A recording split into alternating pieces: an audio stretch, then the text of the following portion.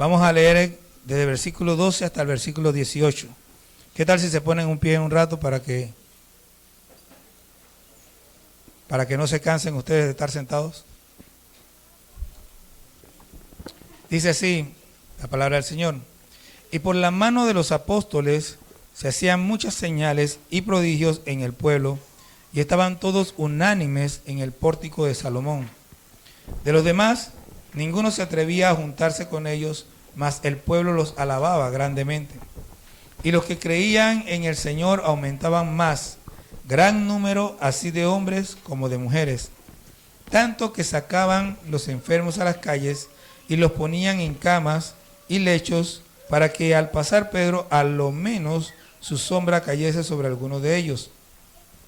Y aun de las ciudades vecinas, muchos venían a Jerusalén, trayendo enfermos y atormentados de espíritus inmundos, y todos eran sanados. Entonces, levantándose el sumo sacerdote y todos los que estaban con él, esto es, la secta de los saduceos, se llenaron de celo. Vamos al versículo 25.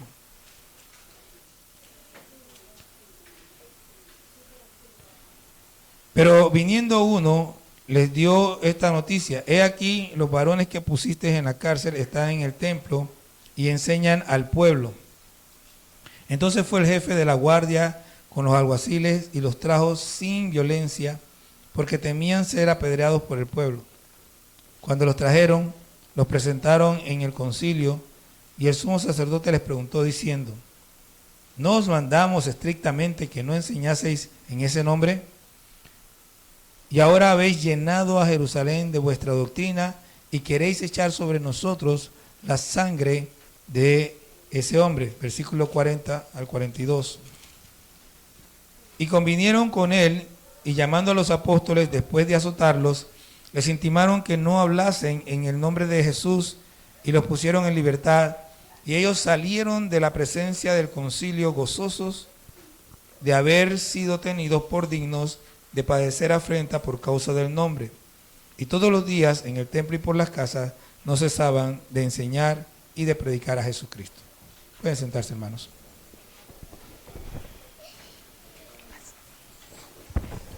Quiero señalarle algunas cosas en lo que hemos leído ahora mismo. Primero,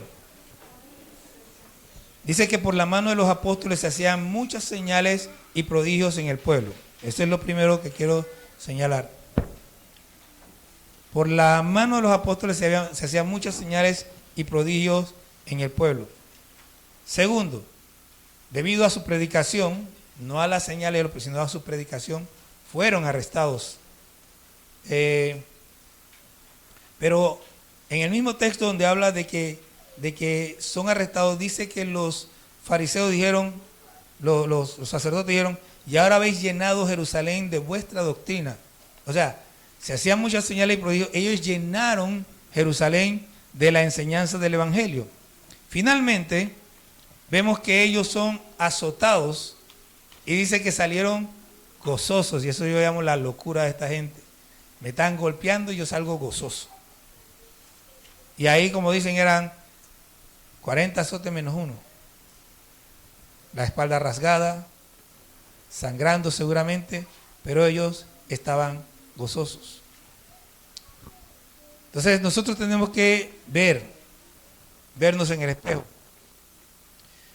La figura del pastor y las ovejas normalmente se aplica al líder y sus seguidores. A la mayoría de las personas, consciente o inconscientemente, les gusta ser ovejas, porque no quieren responsabilidad, porque tienen miedo a equivocarse y por muchas otras razones. Yo me acuerdo cuando yo trabajaba en una empresa, y esto se lo contaba a Vanessa un par de veces. Llegaba temprano, muy temprano, entrábamos a las 9, yo estaba 8:30 como tarde, y mi otro compañero llegaba tan temprano como yo, y nos sentábamos a conversar, y recuerdo una conversación específica, el resto no la recuerdo, pero esa sí la recuerdo. Él decía: yo no quiero responsabilidad, yo no quiero cargo, porque no quería que los jefes le estuvieran preguntando o diciendo cosas o llamando la atención. Él no quería enfrentarse a eso. Y yo decía lo mismo, hasta que me di cuenta que si no adquiría responsabilidad no podría mejorar mi situación. En la iglesia tenemos al pastor que no es un líder como los del mundo, sino uno como Jesús. Es uno que está para servir. El pastor debe ser como Jesús, manso y humilde de corazón. Tengo que pensar un poco yo en ese asunto. No debe enseñorearse de las ovejas, porque no son suyas. En cierto modo, el pastor también es una oveja del rebaño del Señor. Hay una situación en el rebaño del Señor, y es que las ovejas del Señor están llamadas a comportarse en cierta forma como leones. Son ovejas que resisten al que anda como león rugiente y lo hacen huir. Solo un león hace huir a otro león. Pero eso solo ocurre cuando las ovejas del Señor comprenden que tienen a su lado al Señor de las ovejas. Así es, amén. Que cuando ellos resisten al que anda como león rugiente, buscando a quien devorar, detrás de ellos aparece el verdadero león, el león de la tribu de Judá, Amén. y hace huir al que anda como león. Aleluya. Es como esa historia o ese video que han visto, muchos han visto el video del osito huyéndole al leopardo.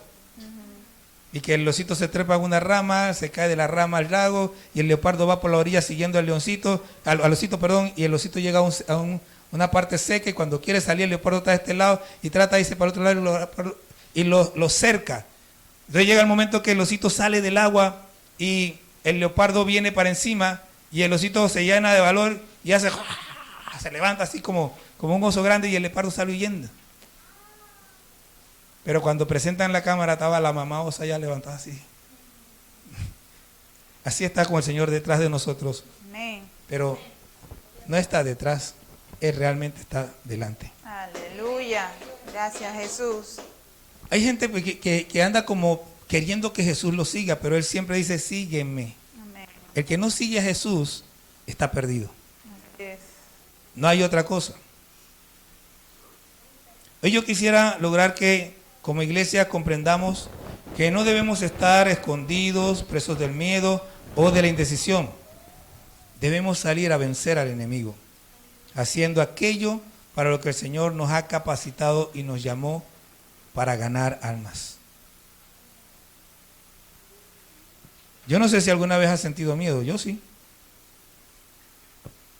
Pero en realidad nosotros no tenemos por qué dejarnos dominar por el miedo, Amén. ya que Jesús está de nuestro lado. Amén. Y Él dijo, confiad, yo he vencido al mundo. Ahora, ya les dije que el mensaje se llama ¿cómo? Eran como tú y como yo. Estos discípulos que dice que por sus manos hacían muchas señales.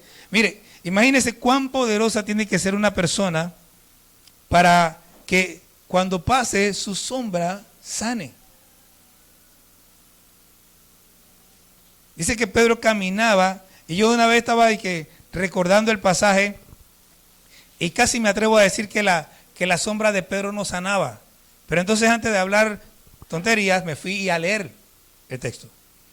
Porque a veces a mí me da por hablar cosas así, de memoria, y que termino hablando tonterías. Que a usted no le pase. Usted cuando recuerda algo así, vaya y confirme si en verdad es lo que es. Entonces, cuando uno viene aquí y lee, dice, y aún de las ciudades vecinas muchos venían a Jerusalén trayendo enfermos, atormentados de espíritu inmundo, y todos eran sanados, incluyendo aquellos que estaban puestos que la sombra de Pedro pasaba. Entonces, hay que tener poder, pero resulta que Pedro no era nadie.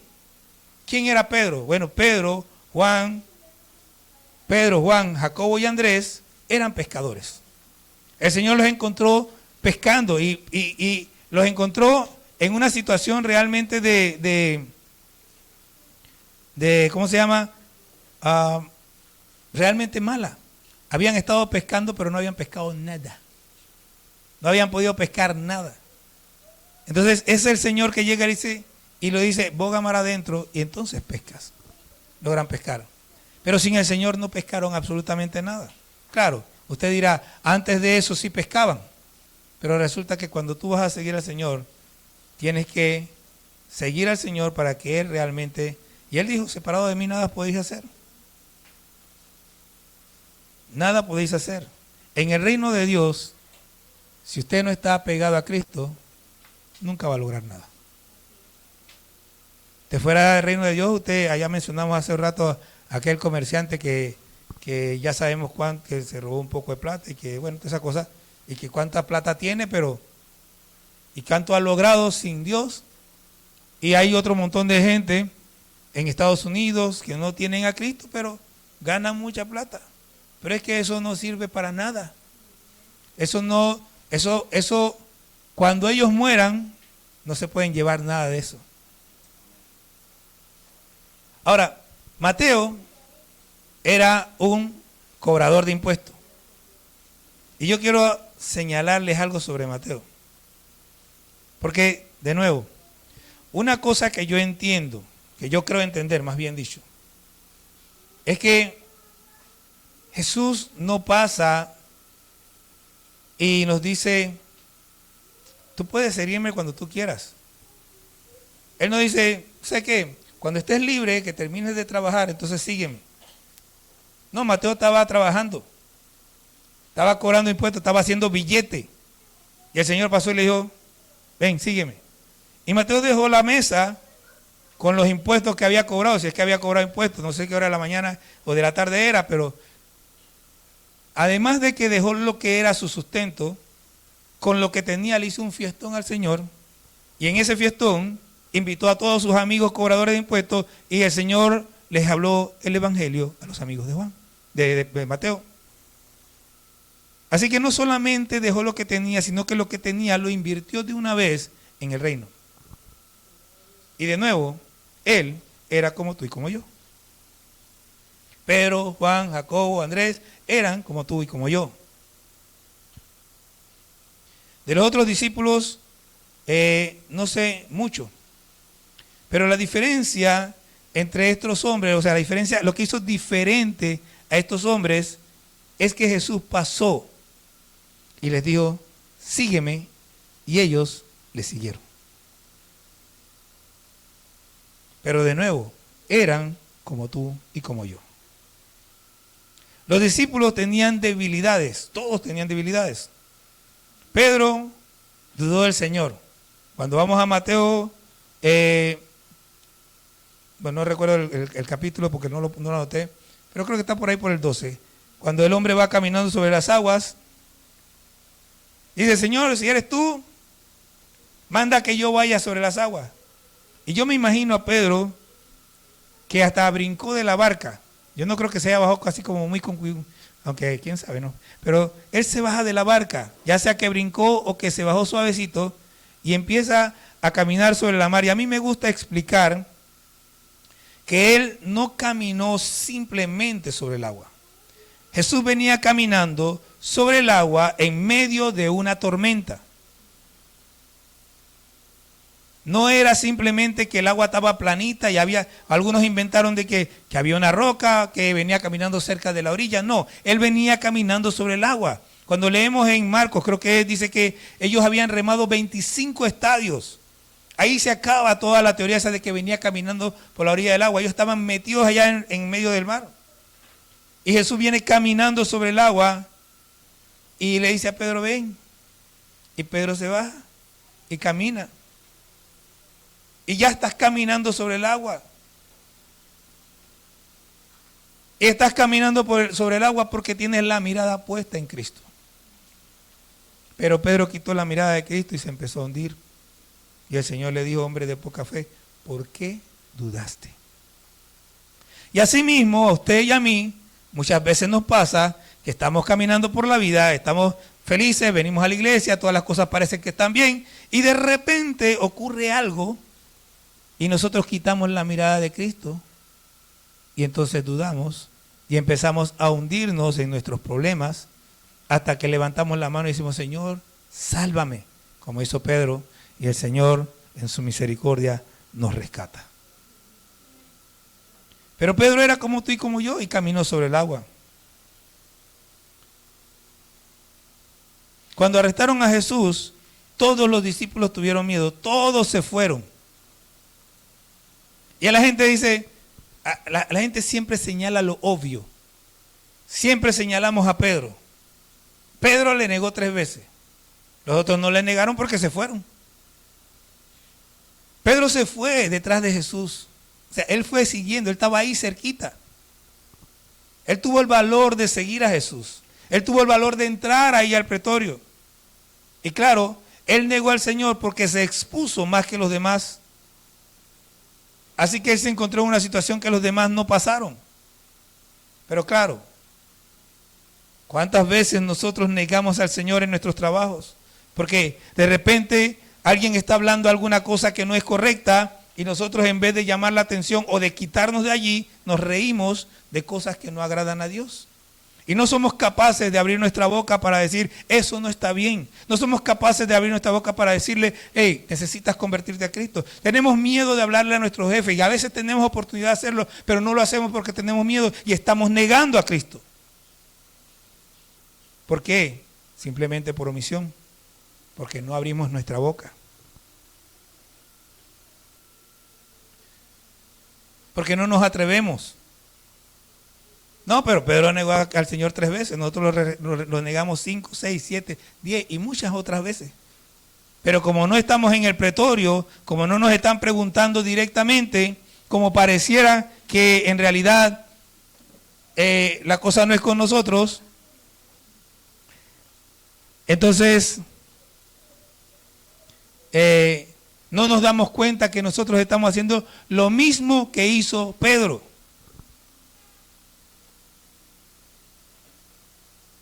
De nuevo, ellos eran como tú y como yo. Aun cuando Jesús se le apareció a ellos, después que resucitó, ellos estaban escondidos por miedo a los fariseos. Y Jesús se le aparece a 10 de los 11. Y ahí señalamos a Tomás. Si yo no veo, pero no nos damos cuenta que cuando Jesús se le apareció a los 10, también les dijo lo mismo que a Tomás. Miren mis manos, miren mis pies. Ellos tampoco creyeron, sino hasta que vieron y metieron sus manos. No fue solo Tomás, fueron todos. Todos tuvieron miedo como nosotros a veces tenemos miedo, porque ellos eran como tú y como yo. Pero ¿qué pasa? La vez pasada, hace unos días atrás, estábamos hablando Marcos 13, 33 y 34.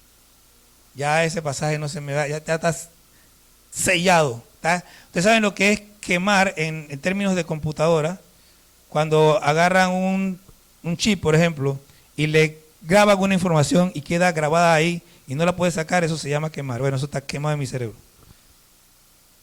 Porque el Señor dice allí que el Señor de la casa se fue y dio a sus siervos autoridad.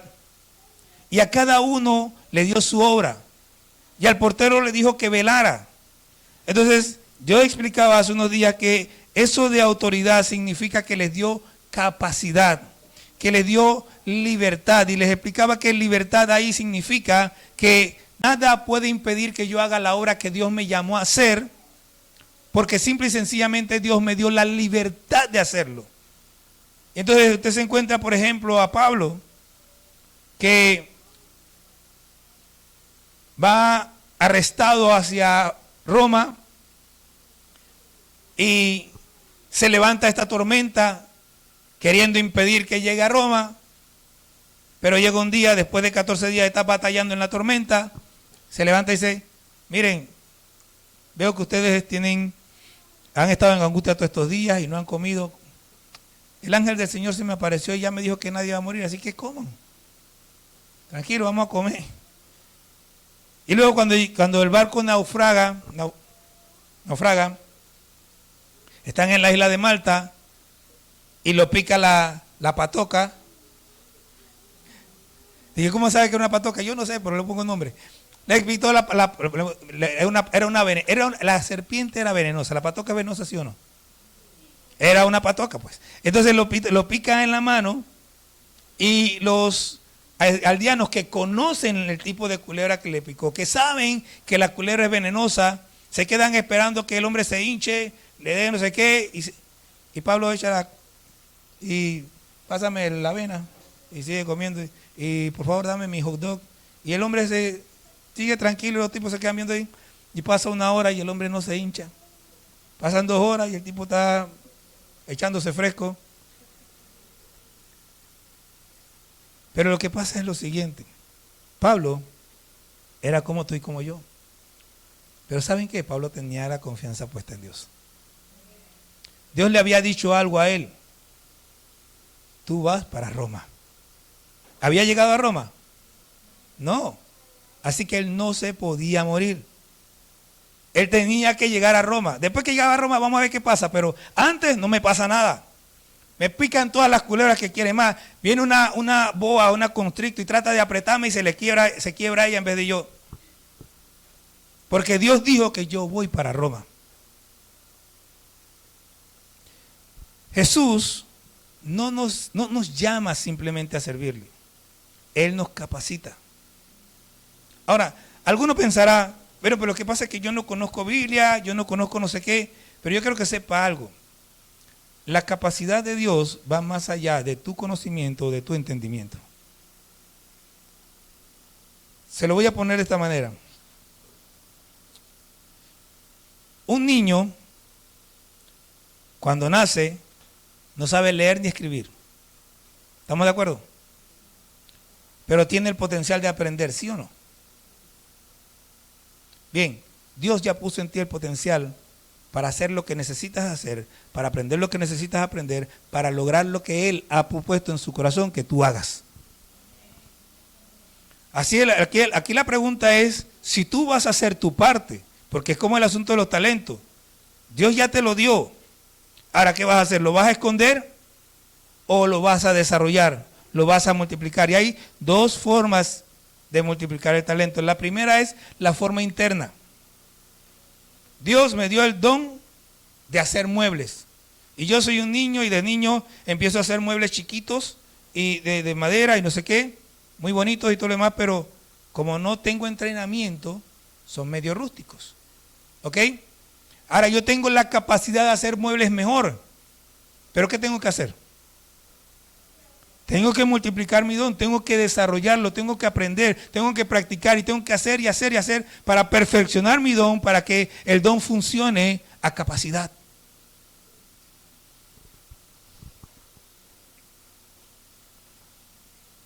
Y yo multiplico mi don cuando le enseño a otro. Ya no soy yo solo, sino que es otro y yo. O yo y otro, como quieran verlo. Somos 2. Y si le enseño a otro, ya somos 3. Y si ese y yo le enseñamos a otro, nos multiplicamos en 5 y así sucesivamente. Entonces, Dios ya te dio lo que necesitas. El asunto es si lo vas a usar. Jesús caminó con ellos. Claro, Él estaba presente. Pero ¿saben qué? Jesucristo sigue caminando con nosotros. Con aquel que quiere agradarle, con aquel que quiere servirle, con aquel que está dispuesto, Jesús camina. Él dice, sígueme. Y nosotros tenemos que seguir los pasos de Jesús.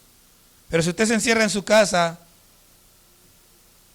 o se encierra dentro de sí mismo y no avanza, no va a lograr nada. Tiene la capacidad, tiene los dones, tiene los talentos. Pero ustedes saben cuántas talentosos, cuántos capacitados han quedado en el cementerio y nunca lograron nada. Muchísimos. Es como alguien le preguntó, dice, ¿usted sabe cuál es el lugar más rico del planeta? Dice que ¿cuál? El cementerio.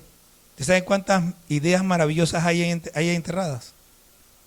¿Cuántas ideas grandiosas que pueden generar muchos millones de dólares hay en esos cementerios enterradas que la gente no se atrevió a hacer, que no quiso lograr? Que no le pase a usted. Jesús instruyó a los discípulos. Lo vemos en el Sermón del Monte. Y Jesús le está instruyendo a usted a través de mí, pero también lo hace cuando usted en su casa agarra la Biblia y coge los estudios que le da el pastor y los practica.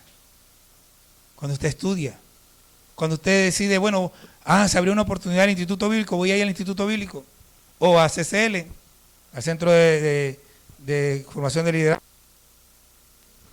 y voy aprendiendo para hacer mejor lo que Dios, y lo pongo en práctica. Él les dio autoridad. Ahora, a la mayoría de la gente le gusta la autoridad de echar fuera demonios, de sanar enfermos, pero la mayor autoridad que tenemos nosotros es la de ganar almas para Cristo. Porque el enfermo se puede sanar ahora y después se va para el infierno. Yo conozco una muchacha que espero que se arrepienta, que cambie su manera de pensar, pero cuando la conocí me dijo, no, yo fui a Osana y fui sanada de cáncer, me dijo ella. Y bueno, la conocí, empezó a caminar con Cristo, se casó con un muchacho que los dos estaban empezando a caminar con Cristo, a los 2 meses se divorciaron, y la última vez que la vi, dice, no quería saber nada de casarse, no quería saber nada de Cristo, no quería saber nada de nada. ¿De qué sirve la sanidad esa? Si se muere se va para el infierno. Así que lo único que realmente vale es cuando ganamos almas.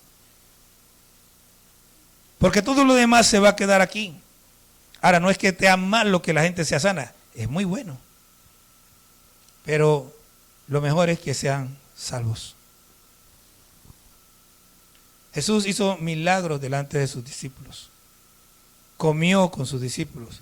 Lavó los pies de sus discípulos. Bueno, Jesús no nos va a lavar los pies a nosotros. Pero nosotros tenemos la palabra. Y por medio de la palabra nosotros podemos aprender a ser como Jesús. A Pedro Jesús le dio la llave del reino.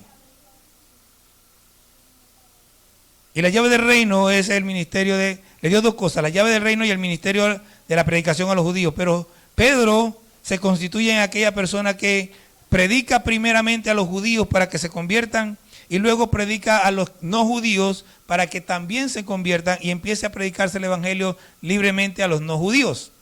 De tal manera que hoy nosotros somos salvos porque esa puerta se abrió. Juan, y de nuevo, Pedro era como tú y como yo. Juan, dice Apocalipsis capítulo 1, eso sí quiero leerlo porque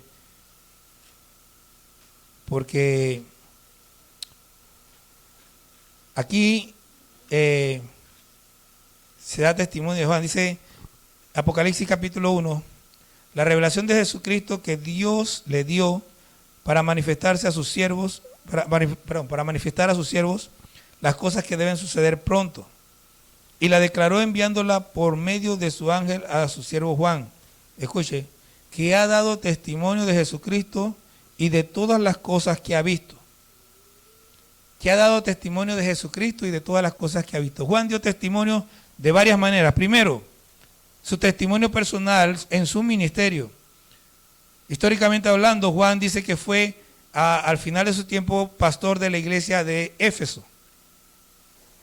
Y dice que el encargo que le dio Jesús, él lo cumplió hasta el final, hasta que María falleció, y cuando María falleció, él se dedicó por completo al evangelio. Eso dicen por ahí. Además, escribió su evangelio. 3 cartas. Y el libro de Apocalipsis. Juan cumplió con su ministerio y él era como tú y como yo. A Pablo se le asignó la predicación a los gentiles.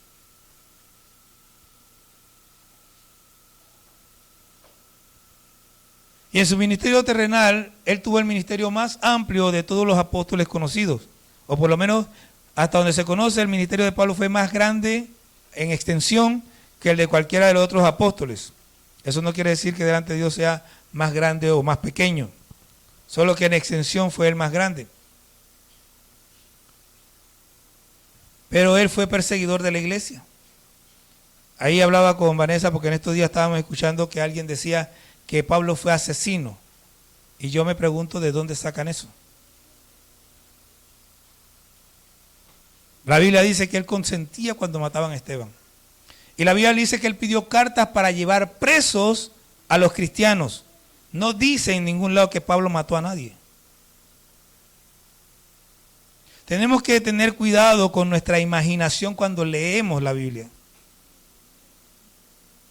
Los judíos, yo no sé cómo ocurrió lo de Esteban y no sé por qué eso no hubo un castigo por eso, pero los judíos no podían matar a nadie. Porque los romanos hubieran caído encima de ellos. Por eso es que para que Jesús muriera, ellos tuvieron que ir a Pilatos. Ellos no podían matar porque simplemente lo queremos matar porque son cristianos, no podían hacer eso. Entonces, pero Pablo fue perseguidor de la iglesia y los llevaba arrastrados, dice la Biblia. Entonces, pero él fue utilizado poderosamente. Y de nuevo, él era como tú y yo. No hay diferencia realmente entre nosotros. Como ellos, nosotros somos gente común. No hay pescadores entre nosotros, pero sí hay entre nosotros gente sin letra y del vulgo. Lo que significa el del vulgo significa es gente común, gente del pueblo. Para que entiendan, porque por ahí hay mucha gente hablando y mencionan estas cosas y no tienen ni idea de lo que es. Gente del vulgo es gente del pueblo. Entonces si hay entre nosotros gente sin letra y gente del pueblo.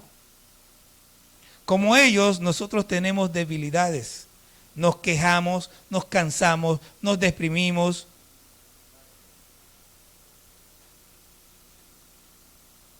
Y otras tantas cosas. Nos irritamos. A veces no queremos hacer lo que se nos demanda. A veces llegamos tarde, a veces no cumplimos. Todas esas cosas, en todo eso nos parecemos a ellos. Pero igual que ellos, el Señor nos ha capacitado para cumplir con una tarea. Ya no es necesario abrir el reino porque a través de Pedro, el Señor ya abrió el reino.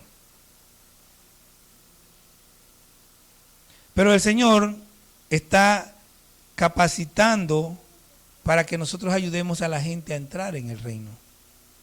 La puerta está abierta, pero la gente entra porque nosotros predicamos el Evangelio. Hay muchos que no conocen lo que es el amor. Dios nos ha capacitado para mostrar el amor de Dios a las personas. Hay muchos que no conocen la palabra y Dios nos está capacitando para llevarles la palabra, para que conozcan la palabra, para que entiendan la palabra, para que vivan la palabra. En fin, hay demasiadas personas que dependen de nosotros y la pregunta es, ¿qué vamos a hacer? Pero si realmente me pongo a pensarlo bien, sí hay algunas diferencias entre ellos y nosotros. Dice la Biblia que ellos estaban unánimes en ruego de oración, que estaban unánimes juntos. Y eso se tiene que entender porque unánime significa que tenían un mismo pensamiento, un mismo deseo, un mismo sentir. Y nosotros no. Pastor, ¿cómo usted sabe? Porque si usted no lo sabe es porque no quiere saberlo. Se nota. ¿Cuánto desea usted ganar las almas? ¿Cuánto tiempo dedica a eso? ¿Cuánto tiempo pasa estudiando la palabra? ¿Cuánto tiempo pasa orando? ¿Cuánto está dedicado usted al Señor? No podemos tener un mismo sentir si no estamos todos juntos mirando hacia Cristo.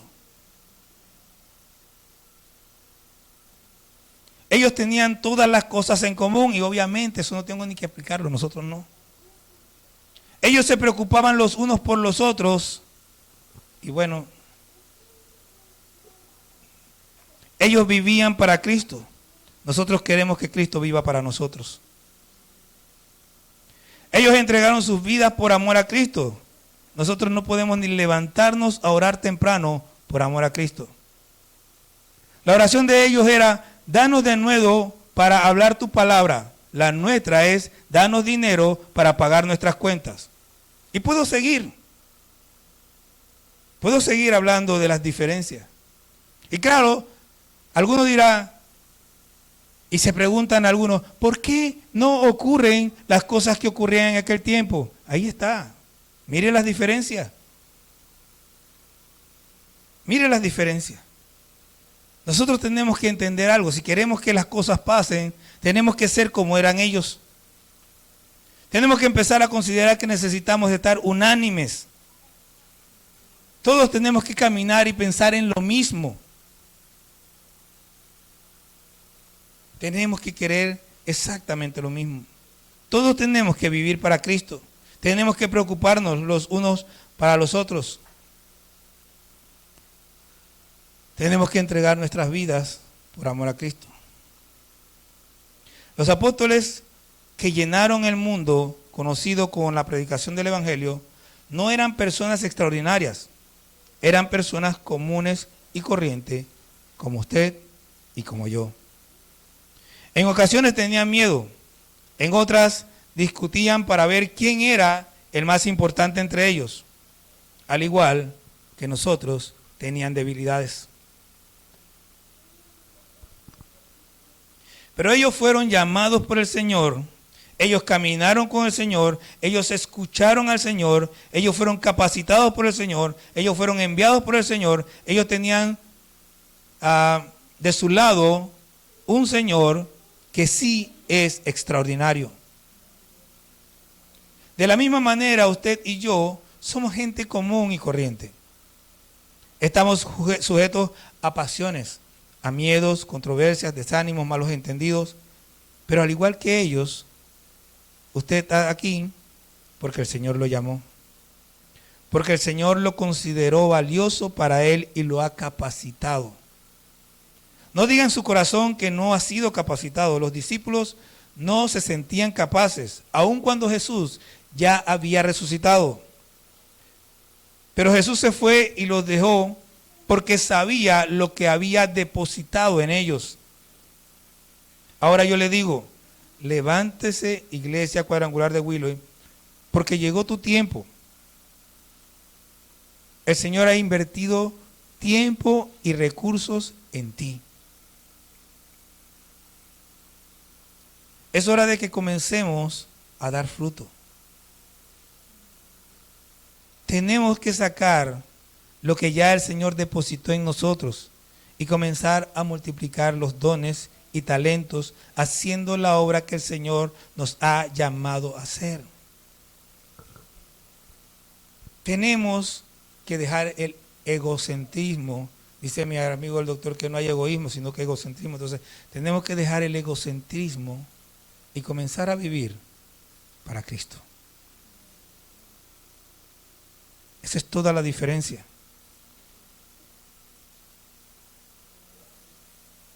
Y le digo algo nuevamente, porque ya se lo he dicho muchas veces. Usted va a salir por esa puerta.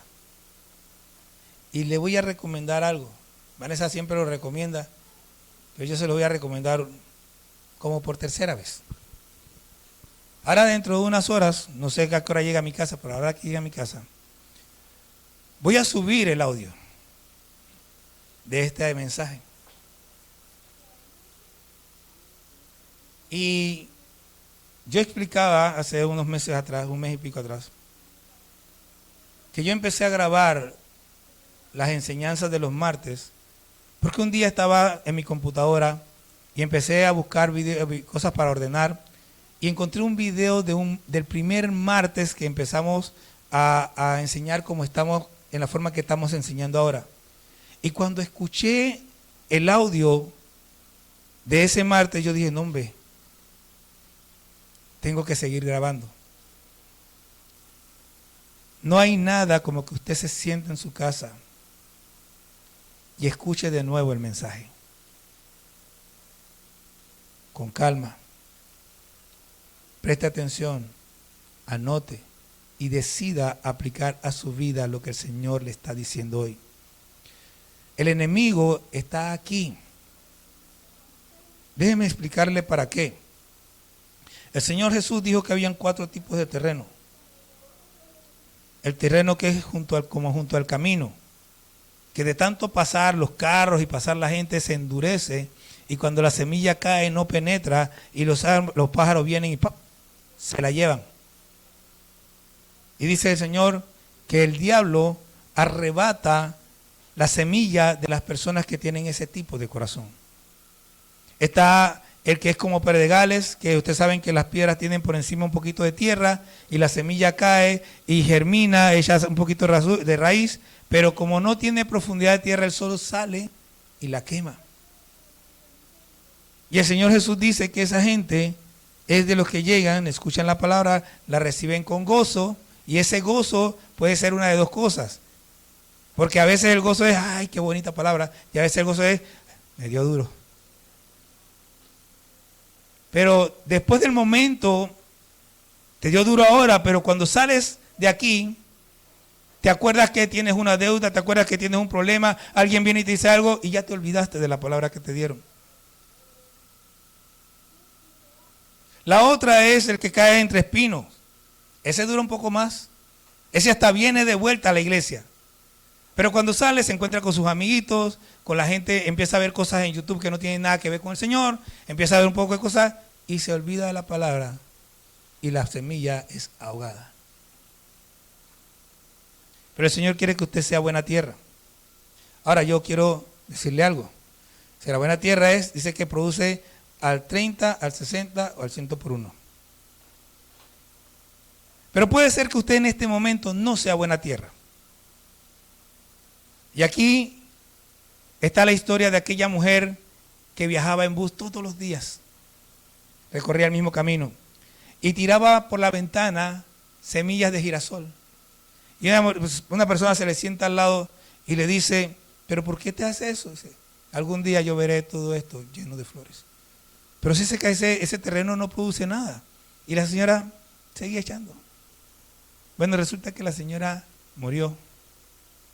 Y un día, la mujer que se sentó al lado de ella miró por la ventana y vio un camino de girasoles. La semilla no solo semilla, la semilla también es abono. Y cuando una semilla muere, abona la tierra.